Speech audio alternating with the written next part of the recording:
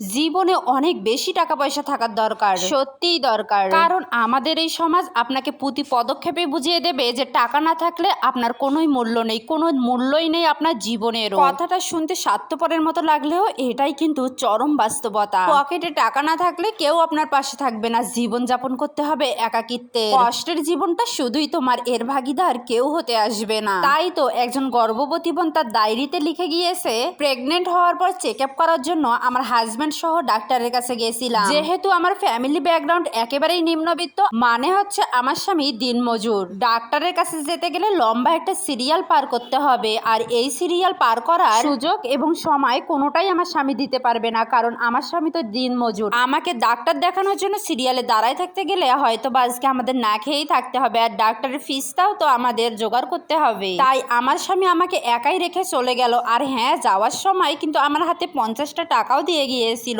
কারণ আসার সময় আমাদের ভাড়া লেগেছিল 50 টাকা, সেই অনুযায়ী বাসায় ফেরার জন্য সেই টাকাটাই আমার হাতে দিয়ে গেছিল। তারপর আর কি, ডাক্তারের জন্য অপেক্ষা করতে করতে আমার সিরিয়াল এলো, আর আমি চেক আপ করে যাওয়ার পথে দেখছি রাস্তায় ফুচকা বিক্রি করছে। আমার তো দেখেই আর চোখ সরছে না ফুচকার উপর থেকে, কিন্তু কিছুই করার নেই, কারণ আমার হাতে রয়েছে 50 টাকা, আর এই 50 টাকা হচ্ছে ফুচকার একটা প্লেটের দাম। আমি যদি এই 50 টাকা দিয়ে ফুচকা খাই তবে আমাকে হেঁটে যেতে হবে। আর এই অবস্থায় আমার তো আর এত দূরের পথ হাঁটাটাও সম্ভব নয়, কারণ আমি তো আর একা নই, আমার সঙ্গে আরো একজন রয়েছে, আমার সন্তান। তাই তো আজকে এই টাকার সংকটে আমার এই পছন্দের ফুচকাটাও খেতে পারলাম না। হয়তো বা 50 টাকা অনেকের কাছে অনেক বেশি তুচ্ছ, কিন্তু এই সমাজে এখনো অনেকেই রয়েছে যে তার কাছে 50 টাকাটা অনেক বেশি মূল্যবান। আজকের এই কষ্টটা সেই বুঝবে যে এই পরিস্থিতির শিকার হয়েছিল কখনো। সেই গর্ভবতী বোনটা তার ডায়েরিতে লিখেছিল, সত্যি অনেক বেশি প্রয়োজন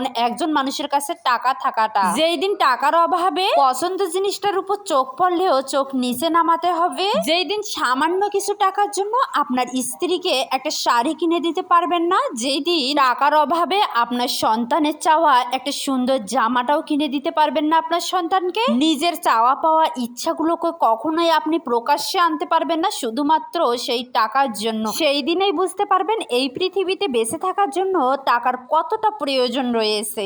ভাই, স্বার্থের এই দুনিয়ায় টাকা ছাড়া আপনাকে কেউ মূল্যায়ন করবে না। প্রচলিত একটা প্রবাদ রয়েছে যে টাকা না থাকলে ভালোবাসা জান্না দিয়ে পালাবে। আসলেই কিন্তু এটা একেবারেই সত্যি কথা। তাই সামান্য কিছু হলেও নিজের কিছু করা দরকার, নিজের টাকা থাকাটা অনেক বেশি প্রয়োজন। বাই দ্য ওয়ে, আমার এই ভিডিওটি আপনাদের কাছে কেমন লাগলো অবশ্যই আমাকে কমেন্ট করে জানাবেন। ভিডিওটা ভালো লেগে থাকলে অন্যদের দেখার সুযোগ করে দেওয়ার জন্য শেয়ার করে দেবেন। আল্লাহ হাফিজ, আসসালামু আলাইকুম। দেখা হবে পরবর্তী কোনো ভিডিওতে।